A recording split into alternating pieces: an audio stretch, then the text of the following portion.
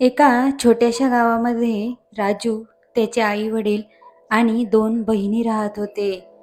त्यांचे आई वडील शेतीमध्ये कष्ट करून आपल्या मुलांचं पालनपोषण करत होते.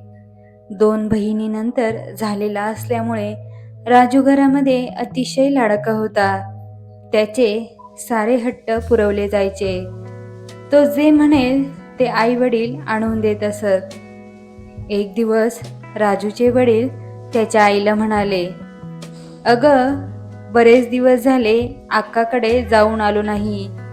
खूप दिवस झाले भेटणं झालं नाही. अक्काकडे जाऊन यावंसं वाटत आहे. उद्या सकाळी मी न्याहारी करून तालुक्याच्या गावाला निघतो." राजूची आई म्हणाली, "बरं, ठीक आहे, जातो मी. परंतु गावातून सकाळी लवकर एसटी आहे. मी लवकर सकाळी उठून तुम्हाला भाकरी आणि भाजी बनवून देते. गावातून एकच एसटी आहे. परत जायला काही नाही." राजूचे वडील म्हणाले, "हो, माहिती आहे मला. मी सकाळी लवकर आवरेन." राजू देखील त्यांच्याजवळच खेळत होता. तो म्हणाला, "अण्णा, मी देखील तुमच्याबरोबर आत्याकडे येणार आहे. मला पण यायचे आहे." त्याची आई म्हणाली, "अरे बाळा, ते खूप लांब आहे. तालुक्याच्या गावाला आहे. तू नको जाऊ." परंतु राजू हट्टच करत होता. त्यामुळे त्याचे अण्णा त्याला घेऊन जायला तयार झाले.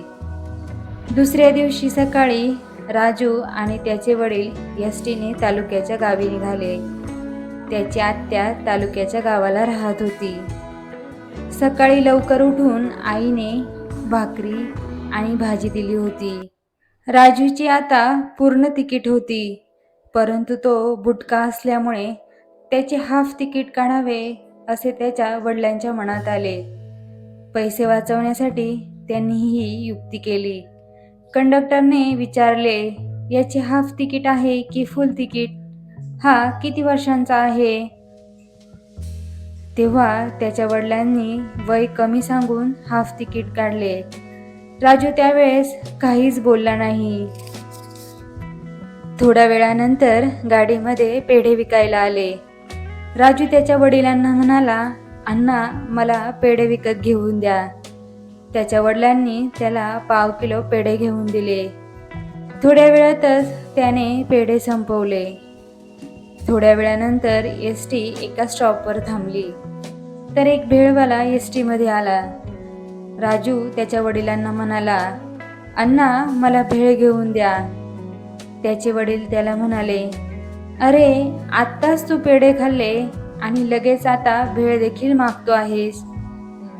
राजू त्याच्या वडिलांना म्हणाला, "अण्णा, तुम्ही मला भेळ घेऊन द्या, नाहीतर मी कंडक्टरला सांगेल की माझे फुल तिकीट आहे." त्याचे वडील त्याला म्हणाले, "शांत बस, शांत बस, मी तुला भेळ घेऊन देतो." त्याच्या वडिलांनी त्याला भेळ घेऊन दिली. थोड्या वेळानंतर त्याला पुन्हा भूक लागली. मग त्याने आईने दिलेली भाजी भाकरी देखील संपवली. थोडा वेळ त्यांचा प्रवास सुरू होता. तालुक्याचे गाव अगदी जवळ आले होते. तालुक्याच्या गावाच्या आधीच्या स्टॉपवर गाडी पुन्हा थांबली. त्यावेळी गाडीच्या बाहेर कलिंगड विकायला आले. राजूला कलिंगड खाण्याची इच्छा झाली. तो वडिलांकडे कलिंगडासाठी हट्ट करू लागला. तो त्याच्या वडिलांना म्हणाला, "अण्णा, तुम्ही मला कलिंगड घेऊन द्या, नाहीतर मी कंडक्टरला सर्व सांगेल." त्याच्या वडिलांनी त्याला शांत बसवले आणि कलिंगड घेऊन दिले. हे सर्व त्यांच्याजवळ बसलेला एक म्हातारा पाहत होता. तो राजूच्या वडिलांना म्हणाला, "हा मुलगा काय तुम्हाला सारखं सारखं कंडक्टरला जाऊन सांगतो असं म्हणत आहे. मी 1-2 वेळा हेच त्याच्या तोंडून ऐकलं." त्याचे वडील त्या म्हाताऱ्याला म्हणाले, "अहो बाबा, याचे तिकीट वाचावे म्हणून हाफ तिकीट काढले, परंतु त्याचा फायदा घेऊन त्याने अनेक गोष्टी घेतल्या. भेळ, पेढे, कलिंगड." म्हातारा म्हणाला, "लईच हुशार दिसतोय मुलगा. बापाला शेंड्या लावतोय. त्यांचे हे बोलणे एका दुसऱ्या माणसाने ऐकले आणि ही गोष्ट कंडक्टरला जाऊन सांगितली. कंडक्टर त्यांच्या जवळ आला आणि राजूच्या वडिलांना म्हणाला, खरं सांगा, हा मुलगा किती वर्षांचा आहे? नाहीतर याचे दुप्पट तिकीट घ्यावे लागेल. खरा प्रकार आम्हाला समजला आहे.